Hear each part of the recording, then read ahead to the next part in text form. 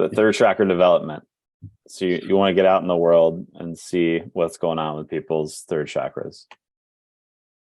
Well, that's not, I'm No, wanting to sorry. get out. I want to go interact with people that perhaps are more, as far as context and schemas and stuff, kind of your standard simplified schema. Waking up and growing up, if us, which of course there's different aspects of waking up and whatever, but if we just say waking up is becoming more aware from that conscious awareness perspective and some sense of that as an actual thing that is not a thing, it's a presence, blah, blah, blah. But if you say that as a thing and an awareness that even though like I'm aware of that as a thing and the information that has been downloaded, if you will, from that into my cognitive and or ego sense of self, the awareness, the intuitive sense is, oh, that's my actual self. In the same way that I'm aware of my hand and it's my hand and I have the subjective experience of it and whatever, but I also am aware beyond it. I'm aware that if you cut my hand off, I'll be quite upset, but that myself will still be here while my hand will be gone. Yeah. And there's this sense, not just conceptual understanding, but this literal sense that's different than it was until I was in my 20s. That if you take this cognitive mental understanding and idea of a me and cut it off and throw it away, same as with my hand, I will still be here. I will still exist. This sense of self, this awareness that's looking at my hand, it's similar. I'm looking at this in the same kind of way. And while, yes, I can do embodied, I can feel an embodiment in my hand, and you could, and it kind of feels like, and there's this little me that's in my hand, similar to if you put on a glove and you're looking at the glove, but you're like, yeah, but I'm in there, because your hand's in there, and you're like, so don't, be careful with that glove because I'm in there. Yeah. Versus pull your hand out of the glove, it's like, okay, now it doesn't matter what happens to the glove. I'm in here and I'm in here, but I'm aware that it's like the glove. It's like it just feels like I'm in there. I got this glove on, but I can also do this. And now I feel much more like I pulled the glove off and I'm looking at the glove. I'm looking at this now. Yeah. And I feel a sense of presence, and that me-ness is out here much more, and I'm less in this. Huh. And that feels fine. It feels like a relief in a certain way. Yeah. Less to display. Yeah. But I'm also aware that, well, I'm less embodied, just like I'm not embodying the glove. I'm not embodying this part of my mind the way I was a minute ago. Yeah. So if awakened is some aspect of awareness beyond just being trapped in here, and if that awareness is that non-dual and or that essential presence consciousness type of experience, it's like, well, I have some degree of that. Or if we said everyone has some degree of it, I have a large degree of it. Mm-hmm. Which again is probably like 1/1,000,000th of a percent of the total, Yeah. So there's that. And so then like when I interact with you, then it's, oh, so does he, and then there's a way that feels good. It feels, and it's not like, oh, good, because my presence was so lonely, it's like, oh, look at that. yeah. But the connection between my conscious presence and my mind, for example, my mind was lonely, and my mind sees that, oh, and your mind is connected to your presence. And so then on a mind level, hey, you and I get to, you know, look and see that, hey, there's another person over there that's like, you know, to some degree aware in that same way. And so my mind likes that. My mind wants that connection. My mind needs others. Yeah. In that way. And I'd like to meet someone that was, I don't know, you look at pictures and like maybe Maharshi or maybe Aurobindo or maybe anyway, there's Maharaji. Maybe that's just the name, but like Ram Dass's got the. No. Okay. He was from back more like 1800s. Oh, okay. There's a certain little video clip of Maharshi and that guy. Maharshi's sitting on a bench and that guy's standing near him. The reason I was bringing it up is from what I see in photos and or little videos that I've seen, my sense is if I was, you know, physically in their presence, I would be wowed by the intensity of that. Yeah. Because I'm a little bit wowed just watching the video. Yeah. And I don't see that in general. Yeah. So I would, but I'm guessing they're out there. You know, there, and I don't know, maybe there's something to this idea that those guys they're not writing bestsellers and doing a book tour, you know? Yeah, totally. But so there's that. It's almost like we congregate that around that in different ways than we used to. Yes. So it's like we don't know what that looks like anymore. Yeah, good point. It's also the whole idea that like the next Buddha will be a Sangha. What does that mean? It's like instead of it's a community. So Sangha is like a congregation. Okay. So there's like the Sangha, which is like everyone. Okay. And there's also like the idea that there won't be a person who's enlightened. There'll be a community of people together that are enlightened. It makes me think about like different groups of artists in different places throughout time and how like within a city, this whole like movement would happen just because the people there were all talking about the same things. So that something like that, like where are those, something I'm always curious about is like, where are those arising? Yeah. But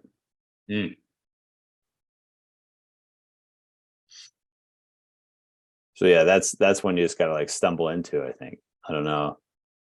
Because it's also like there's always some countercultural aspect to it. So that right now would be like it's not online, you know. Yeah. I'm wanting to say political stuff. Just get your jabs in. Like, yeah. You're allowed if you want to. It seems like 20, 30 years ago, you used to hear that San Francisco is the next. Yeah, I feel like it already happened. San Francisco is it's already come and gone, right? Yeah, San Francisco is a joke now. Yeah. I mean, that's what you hear, that it's just in trouble. And I was going to joke and say I don't think it's Portland or Seattle, but yeah, I don't think so either. And it doesn't seem like Chicago.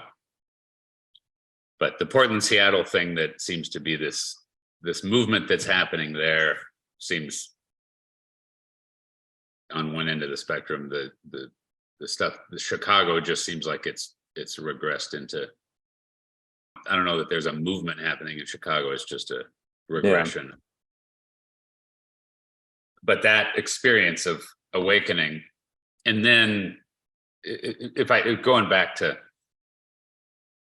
the schema, it's like, and or another thing for me is like, you know, certainly first chakra, it's like, wow, I just love, in the same way that you look at a, you know, if you get near a horse in real life and it's just like, my God, this creature is so physically present and like awesome, you know? Yeah. And in addition to they might look beautiful, and in addition to, wow, they're so powerful or they can run so fast, there's just an energetic presence. Totally. That's awesome. And then, you know, you look at certain humans and they're much more that way than others.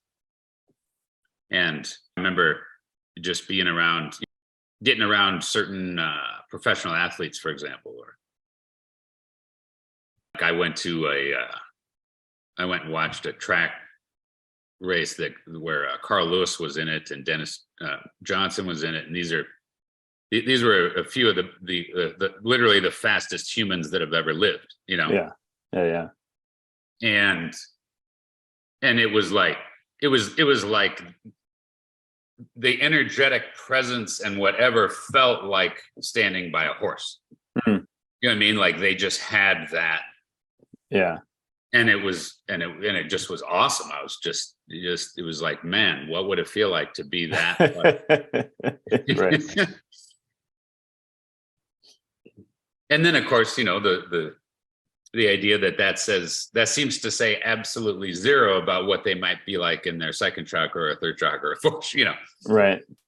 And vice versa. Someone might have this awesome. I mean, to some level, I think the way Ken Wilber lays it out, that there's a certain amount of development you got to do at this level in order to have development at this level, but only to an extent. Yeah. But so anyway, to get around, I think for a lot of people like Marlon Brando, there was a certain way that he was just intensely, massively present in a way that was largely, if I had to just say, I'd say it was largely emotional. Mm-hmm.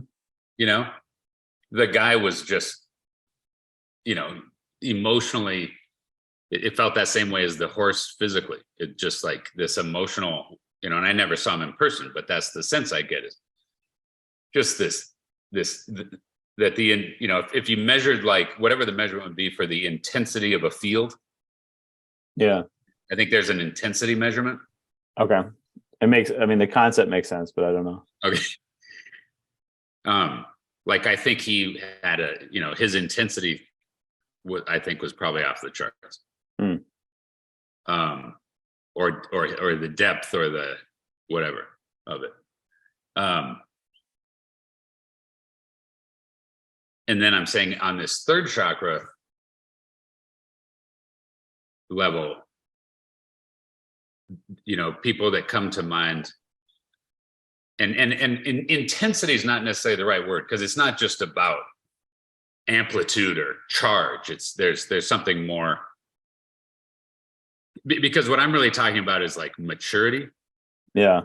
You know, there's a certain there's just charge, but then there's the individuation idea and the idea that there's a maturing that can happen in a chakra,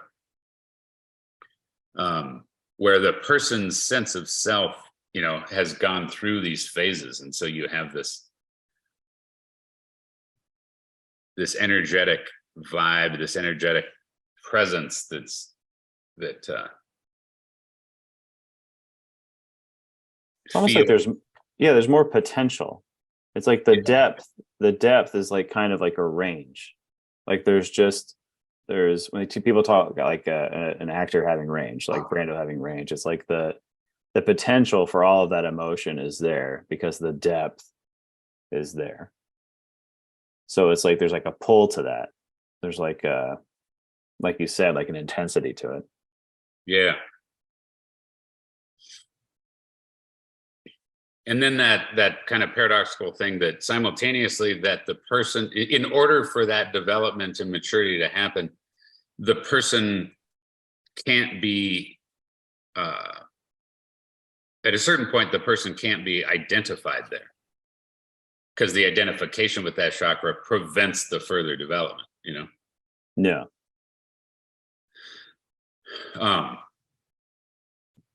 Not dissociated, but Yeah. that chakra has become object in their awareness. And but so, again, just just in general, it's like I was saying, you look at movies, and I think that a Robert Redford and a Paul Newman and if you go further back, a Humphrey Bogart, a Clark Gable, there was more third chakra. They were more third chakra individuated and developed. And I think that the societal norms at that time there were more structures and more mirroring and more, that part of the energetics is what a person spent their time in, right? Yeah. And it's not like there's none now. Even like if you go so younger than those guys, for example, a Tom Selleck, right? Mm-hmm. It's like Tom Selleck also had very, very, I would say he was very third chakra oriented, very mature, individuated as this third chakra self.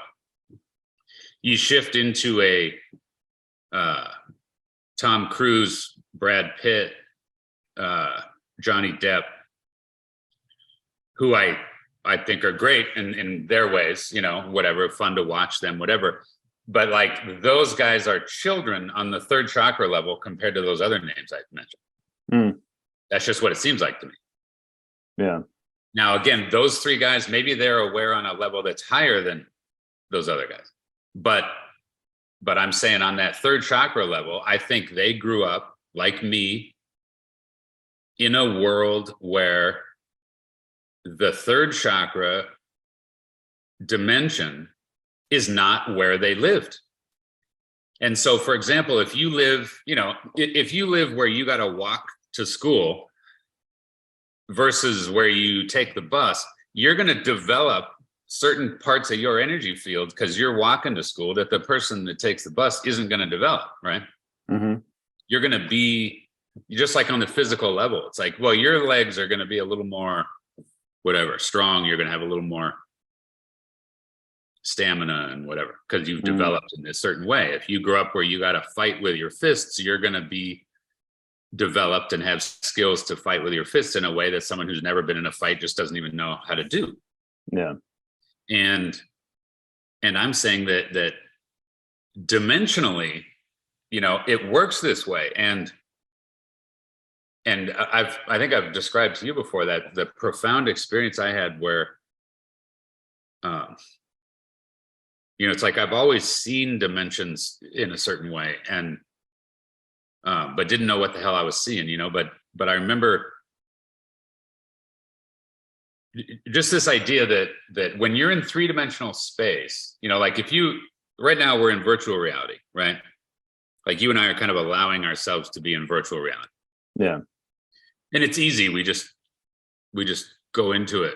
But it's a perceptual shift. Yeah. And obviously, we can do both at the same time. You can still drink your coffee and you don't spill it because, but this idea of putting the coffee's not in virtual reality. Right. But if you had on, virtual reality glasses that impaired your, vision in 3D, you might spill your coffee because you can't even see it. You got to feel around for it on your desk because you got these glasses on, right? Yeah. And I'm saying that, okay, we're able to do those virtual reality glasses with each other and be aware in 3D at the same time. But if you took someone that had never been exposed to virtual reality, they'd be so anchored, in 3D space, and then they'd be looking at this screen and they wouldn't go into it, right? Yeah. It would remain more this image on this flat screen that's like, what the hell's going on there? Yeah. And I'm saying that let's just say, just to hugely generalize, Gen X especially grew up in the TV and in the movie screen. Mm-hmm. And whenever we felt, oh my God, I'm alone in 3D space, instead of developing over years and years a tolerance, an awareness, and an energetic like field that locates us in three-dimensional space, and that we find solid ground and we can handle that, we start to become aware of that, and it's like, fuck that, I'm turning the TV on and I'm going in there. Mm. Yeah.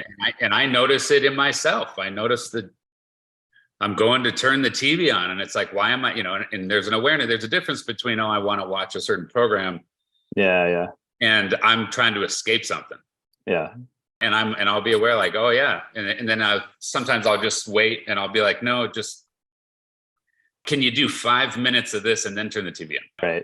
Right. And it becomes, the more consciously aware of being physically separate in that third chakra way, it becomes quite frightening. Yeah. And I'm just saying that Robert Redford and Paul Newman, let alone Clark Gable and Humphrey Bogart, let alone the further back you go, they didn't have virtual reality to escape into.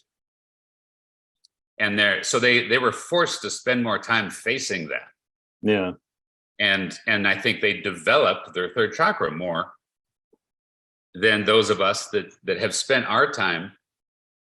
We've spent way more time up here in a virtual mental cognitive reality. Yeah. As if we've walked around with virtual reality glasses over our eyes the whole time. Yeah. And that's the state of the world right now. And I think, and there's all kinds of ways that's like really, really bad, really, really dangerous, really, really causes anxiety and depression. And it makes us ideologues, and it makes us out of touch with our personal selves, and makes us out of touch, in all these different ways. In a similar kind of way that not growing your own food and not knowing how to build your own shelter and not knowing blah, blah, blah, just expecting it all to be provided for you at the grocery store. And it separates us from nature, and it separates us from our first chakras, and it separates us from an understanding of what it actually takes to put food on the table. And we don't even understand let alone growing your own food and hunting for your own food or something. But even just understanding that the capitalistic machine that is at work, and what is involved to put that food in the grocery store. Mm-hmm. Like we just kind of don't even, you just expect it. And then when something weird happens, like COVID or something, and suddenly there's some empty space on some of the shelves at the store, or it's like, holy fuck, what's going on? Yeah. So I think in a similar way that we're out of touch in our first chakras, we've lost touch with nature to a degree, we've lost touch with our first chakras. We've also done that on a third chakra level. We're now just expecting the third chakra thing to be what it is, and but we're not mature there. We all think I've transcended third, like these guys back then, the orange level, basically, right? The orange level, like we're past that. That was when everyone was selfish, and that was about capitalism and colonialism and modernism, and we're past that now. And now we want equality, and now we want, and it's like, we're not understanding that if you take that level out, it crashes down into fucking beige. Yeah. So I'm kind of rambling, but I'm just saying that I think there's a huge misunderstanding that, like, even in the third chakra level, we're a bunch of fucking junior high kids at best on our third chakra levels. And we're acting like we're fucking, like we've transcended the third. We have in a certain way, but we're acting like we're doing a pre-trans fallacy in a bad way. Yeah. And so back to the guru schema thing. It's like, yeah, I feel, at certain times I'll notice, wow, that that person's third chakra is really developed, and every once in a while in person with someone, I'll feel like I'm sitting with a third chakra guru. Yeah. In the same way that if I'm sitting with a horse, or they're a first chakra guru. Yeah.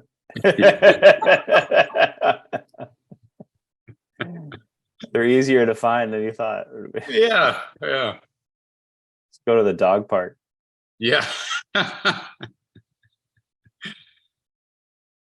So I'd love to sit with more third chakra gurus. I'd love to, interact with more fourth chakra gurus. I'd love to go see this Mother Amachi and see what that's about. Yeah. She used to be, this big fourth chakra My presence. cousin's a big fan of hers. Yeah. A devotee, yeah. Okay. And is heart chakra kind of the... That's funny. Like I haven't talked to my cousin about it in years. I think since I had any increased understanding or idea of it. So it'd be good to ask her. But from what yeah, definitely what she's always described it as far as like the overwhelmingness of the presence, I think is in line with what you're talking about. There's a depth there that she doesn't experience other places. What's involved then in being a devotee? Is she I think she'd like probably just just has like gone... Go ahead. Yeah, I think she contributes, like she has like a foundation or whatever, and then she just goes and sees her at least once a year. I think sometimes a couple times a year. Sweet. Yeah, I'd like to go check it out. Check her out, Yeah. Yeah, and then I don't know what's beyond that. I'd like to... It's just something I'd like to explore. What's it like to go sit with Amachi? What's it like to sit with some of these other people that are... I guess like as an analogy, like what, so when you go to your horse, your first chakra horse guru, like what do you learn about the first chakra? Right? Like what do you bring back from that? So and then if you're gonna go and like see Amachi or see like what, obviously you're talking about like that kind of like presence within that chakra that you aren't, you don't get to experience normally. What kind of does that inform, or what does that change in you? Yeah, good question. And just to be clear, as far as guru, to say that the horse is a first chakra guru, there's a way that can be true, but also I don't think the horse is having reflective awareness of their first chakra the way that, but I'm saying that I think ideally a human, like Carl Lewis, for example, it felt like he was this conscious human that was aware of having this first chakra power Mm-hmm. and development and individual selfhood that when I looked at everyone else around him, meaning the non-athlete, because he was similar to some of these other world-class sprinters, right? They all had that going. Yeah. But when I looked at the rest of us, including myself, not only, in the same way that like my legs and everyone else's legs look like these little like pathetic toothpicks compared to these guys' legs, Yeah. It like energetically, it seemed the same way. It was like we were all kind of these collapsed first chakra, needy, projective, grasping the physical world around us, but then sort of acting like we were just as mature and powerful and individuated as those guys in our first chakras. And it was like, no, it was like we were the Mr. Burns, Yeah. in our first chakras, that how Mr. Burns, like if he drops a pencil, he needs Smithers to like pick it up. Yeah, so he doesn't break his arm. Right. So it seemed like that this development, this power, this sense of containment, this sense of their field, being this generator as opposed to this energy suck. Yeah. And just like, a certain sense of, wow, that not only does that seem super functional, but you know, to the extent that I could empathically attune to it, it's like, wow, there's a real, most importantly, there was such a sense of beingness in it. And what I mean is embodied soul embodiment in the first chakra. It wasn't just power. It was like, just like with a horse. I mean, you look at a horse and it's different than, because you can look at a tank and it's like, damn, that tank is badass. You know, that tank seems super powerful. It seems super rugged. You can shoot a gun at it and the bullets just bounce off. Like, that thing's quite a tank. Quite a tank. It's got these big, what do you call it? The big treads and stuff. Yeah. But it's like, but there's no beingness, right? It's a tank. It's a robot. Whereas the horse, in addition to being this big, magnificent, strong, you know, physical matter, you also feel, and you know, when you look at the eyes of that horse, and it's like, whoa, there's a being in there. Yeah. There's an entity that is embodying that tissue and embodying that energetic field. And it brings, you know, and I think that in general it brings you know, a certain reverence and awe to people who see horses in that way. Yeah. And certainly people who love horses, you know what I mean? I think they kind of profoundly relate to that versus seeing horses as objects. And, you know, and again, of course, there's all this conflict that comes up, because like you can look at a cow and you see that same kind of beingness, you know, in that beautiful eyeball of the cow. And you see, oh my God, there's a being in there. And then simultaneously it's like, fuck, you know, I eat those things, you know? Yeah. And if that feels awful and weird, and it's like, okay, what do you do with that? And is that right or wrong? And it's like, that's some whole other conversation. Yeah. But so to answer your question, it's like, I see in Marlon Brando, I don't just see a temper tantrum throwing idiot, which I think he did that a lot. You know, when you read about him or watch documentaries or something. But you sense this being in there. You know? And when Frank Sinatra sings, you know, I think in general he was a borderline personality. It's like you don't have to look as far. Like we talk about, to see the being. Like we talk about somebody who's just like in this like marionette mode, and like there's just this tiny little being like somewhere in there, but most of it's just flailing around, versus like some kind of generative embodiment of that soul. It's easier, it shows up sooner. Yeah. And so then like you're drawn to that. Like there's a pull to that. And it's not just like charisma. Yeah. I think charisma gets like associated with that, or like it's not, you know, both can be there, but it's not the same thing. Yeah, I think that's a good point. And obviously you can have beingness and not be big and powerful. And I'm not trying to, you know, you hear, you know, like I hear it in Sinatra. I think you hear it in Elvis. I think, and it's just, I think in general, I hear like Adele. It's like, I'm not a huge Adele fan. I'm not a huge fan of that particular style of music or her particular whatever, but I can tell like, oh damn, there's a presence there.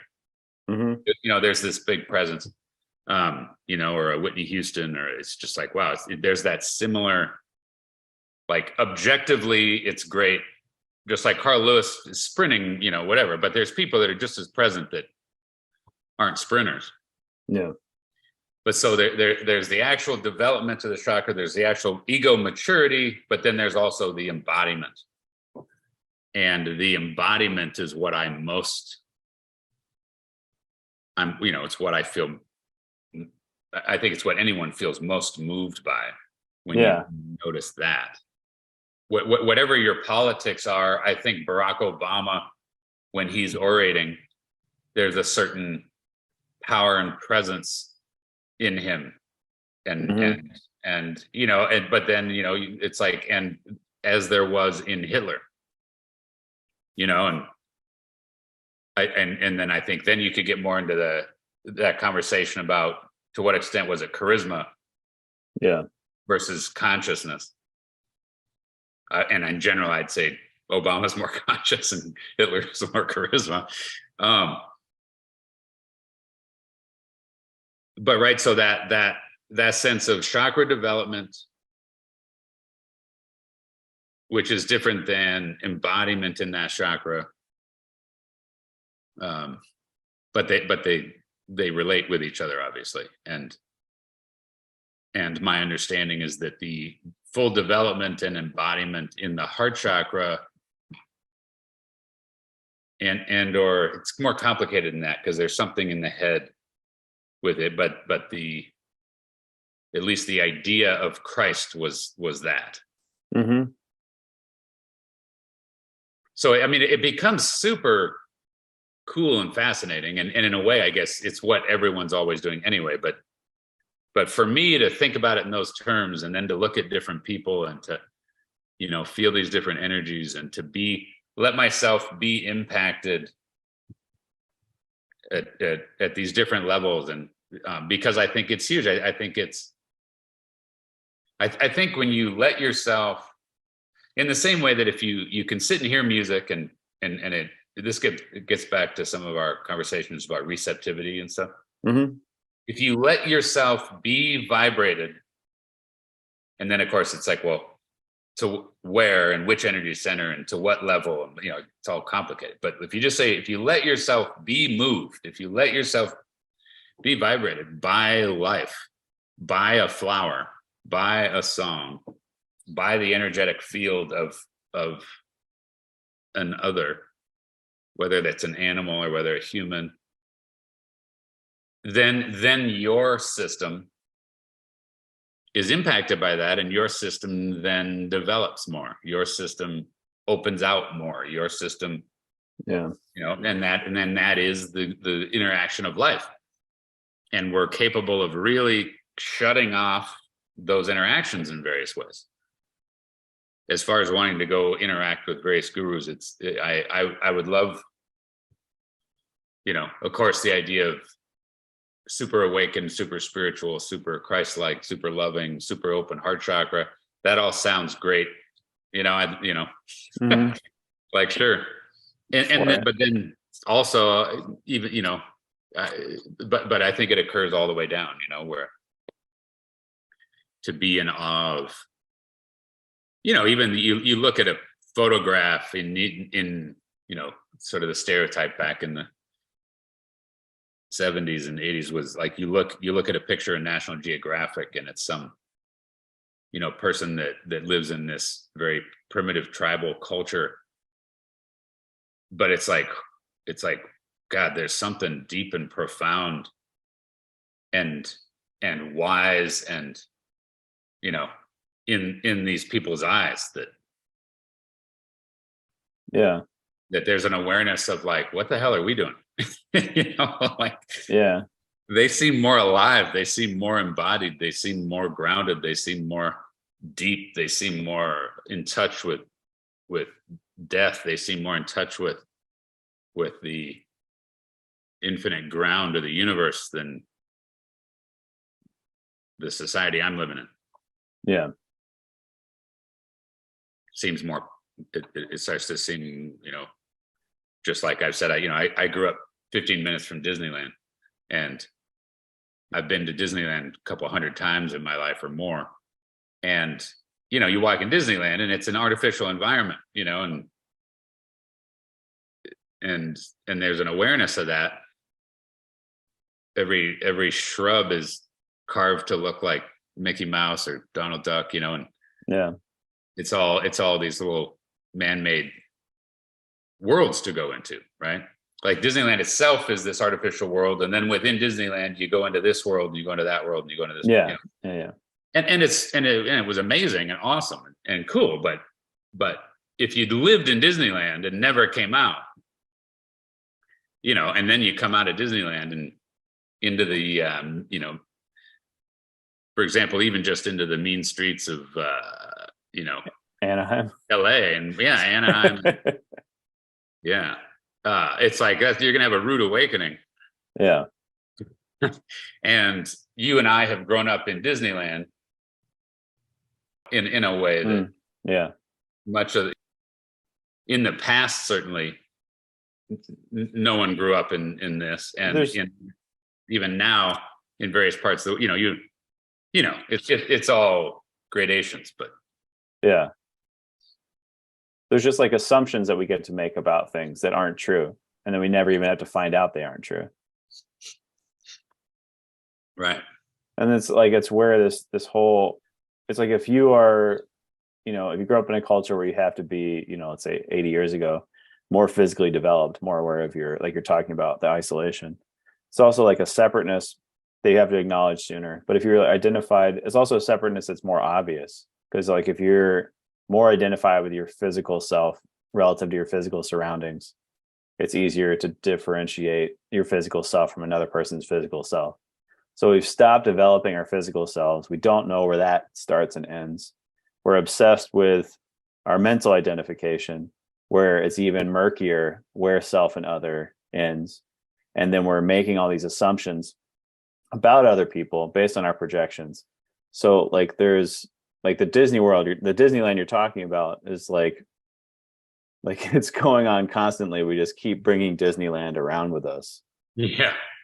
Right. There's the assumption we're making about those lower levels of development is not happening, is making it more and more difficult to differentiate and to experience that aloneness that you're talking about, and that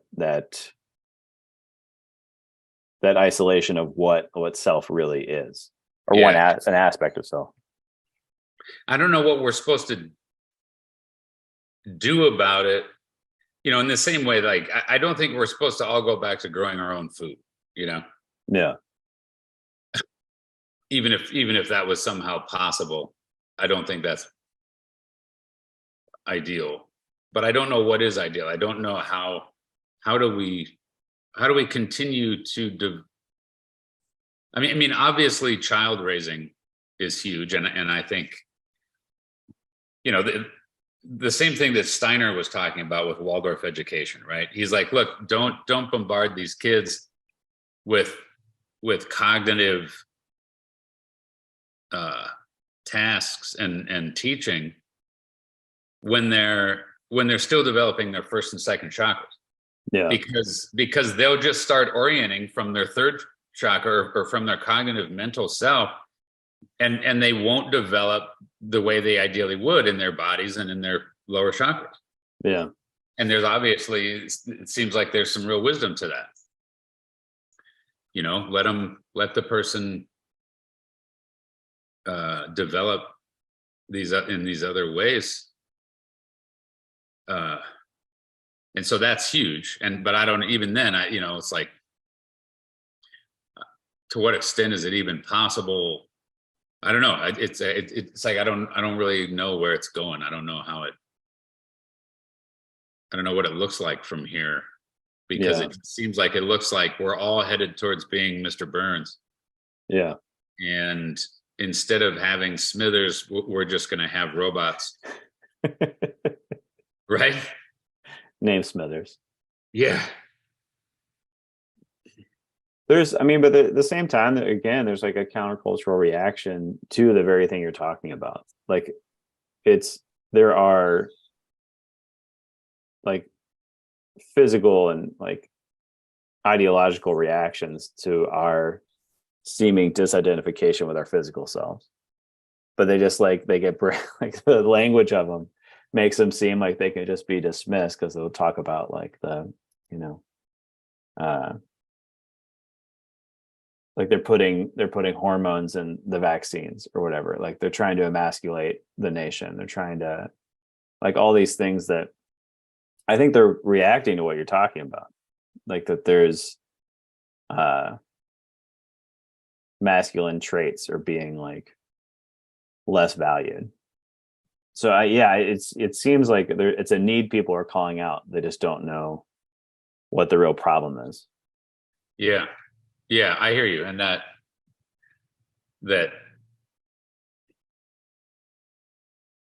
yeah, that there is that calling out, that backlash.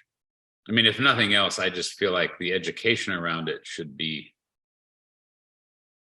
you know, to the extent that I'm thinking I've gotten a certain amount of education about it, with regard to levels of consciousness, with regard to the psyche, how it works, how it goes in and out of different states, how there's different levels of development, how self and other and what's right and wrong is variable depending on the state you're in and the level you're at. Like even what I just rattled off, most of the world is not operating. Yeah. And at least we all need to be a little more aware of that. Yeah. Which again is generally your second tier consciousness versus first tier consciousness. If you use Wilbur stuff, and you can't just force second tier consciousness on everybody. So, but I do think that there's some kind of, like you were saying with what was the term that in Buddhism you said when it's a group? Sangha. The Sangha.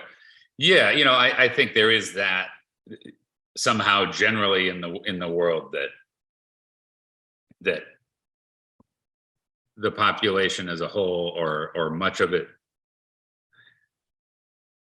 you know, when you get enough the 100th monkey kind of thing, or when you get enough people, that there is this like new level that that people start to kind of orient to, or at least obey, even if they're not quite awake there in the same way that now versus 500 years ago, or like there seems to be level of consciousness that we all just kind of assume that it seems like wasn't quite as accessible back then. There's something there. Like it just feels, there's like I think you said last time, and I don't know how it relates yet, but you're talking about kind of like our original state being psychotic, and then schizophrenic, paranoid, narcissistic, and then this shift we go through in relation to environment, where the self is no longer located as the thing that's overwhelmed, but becomes the thing that's overwhelming it. Say that one more time. You said that we experience a shift in relation to our environment. Say what I said one more time. Yeah. Let me run you by you real quick. Okay. There's a shift in relation to our environment where the self is no longer located as the thing that's being overwhelmed. The self becomes the world that's overwhelming it. Yeah. And that's genius. Who said that? It's Lance Hauge. How do you say it? It's Hauge. Okay, God. I was like, don't fuck with me. I swear. I answer to almost anything that starts with an H. Yeah, that's fair, but I try to learn names. It's just that I try. And then if there was one I like after all this time was messing up, I would feel bad. Our mind shifts and anchors in the thing that's overwhelming us.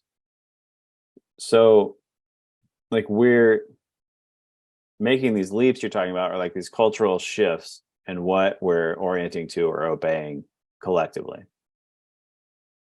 Yeah. But I don't think that thing necessarily, like, are we like reaching a point that thing is inherently destabilizing? Especially if there's no development before it.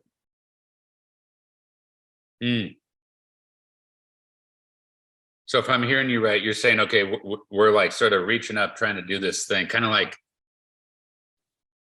the the 16-year-old that starts deciding they don't need their parents anymore because they got it all figured out. And so they're trying to be this like fully autonomous human, but like it's not sustainable because they're not really ready to go get a job or make their own money or clean their own house. And so they kind of inevitably crash back down to needing their parents and going back down and doing some more necessary development. Is that? Yep.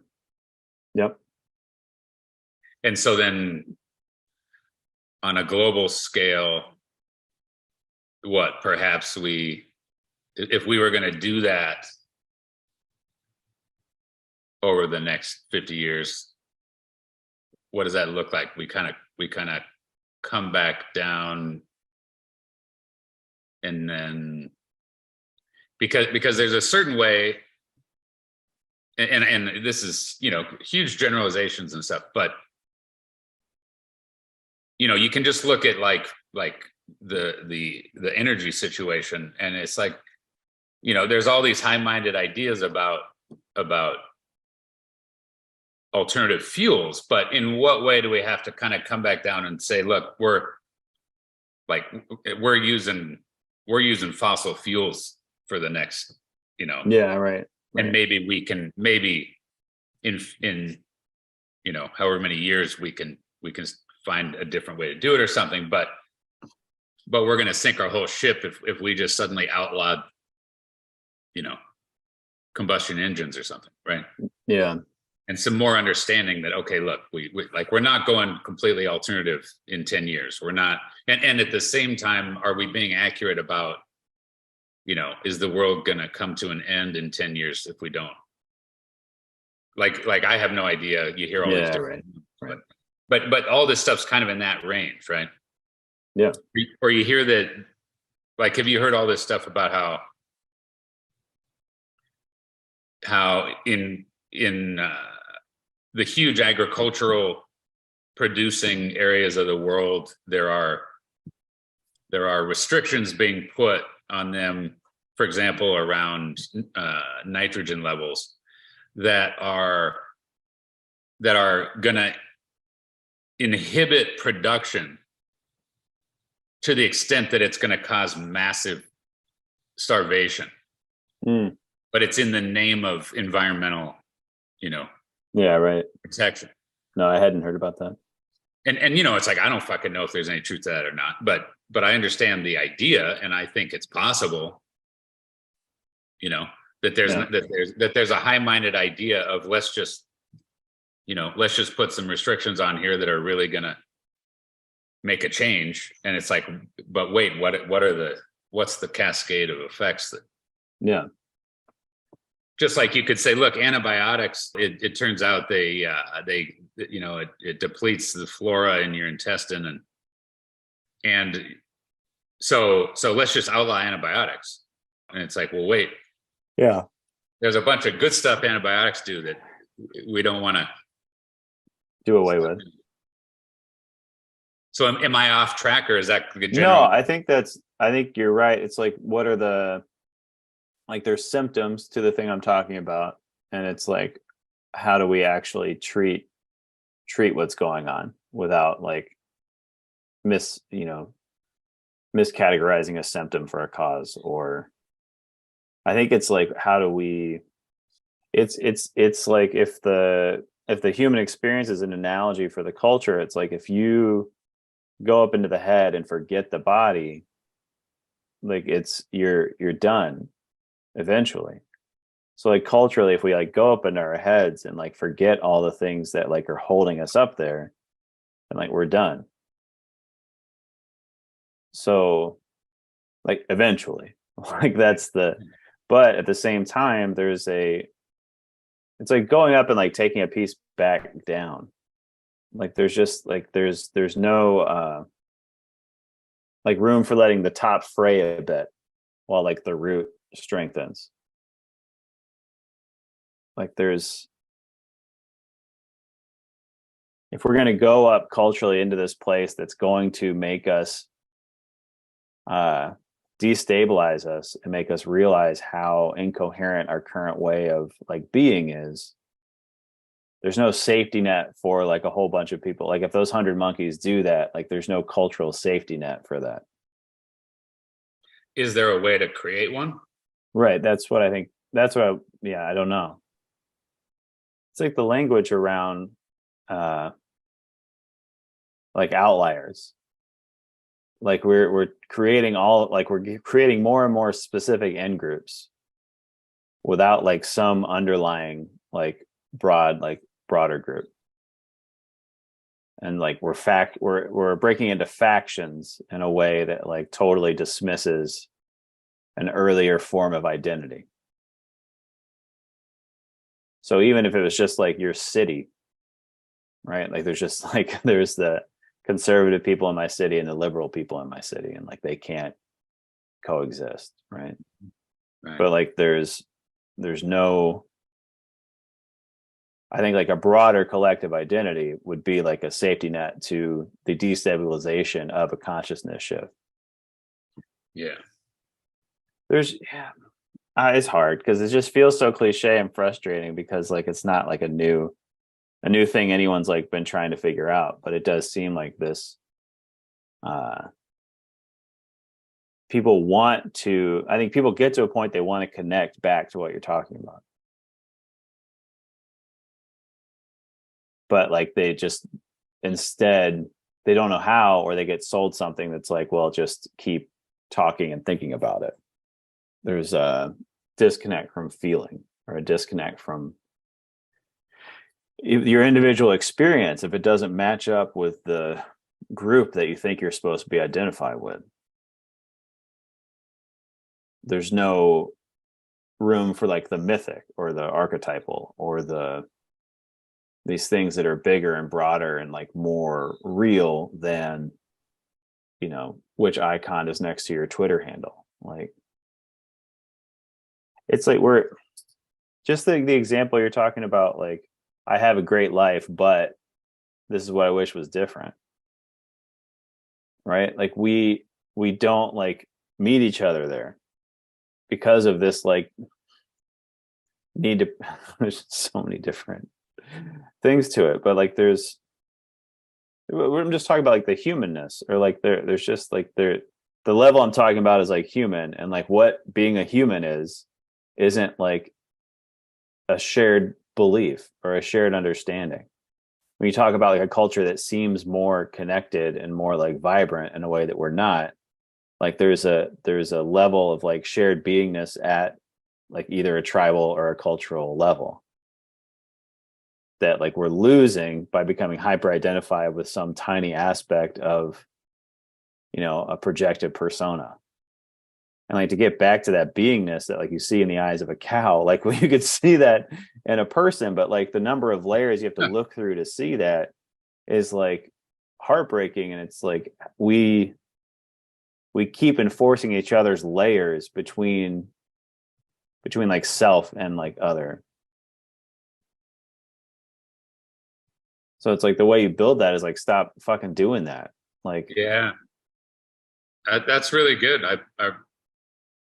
I like the way you laid that out, and I think that's really important. And like you're saying, conceptually, most people would say, "Well, yeah, of course," and that's what I do. yeah. You know, I just wish everyone else would start doing that. Yeah, that's me in this moment. That's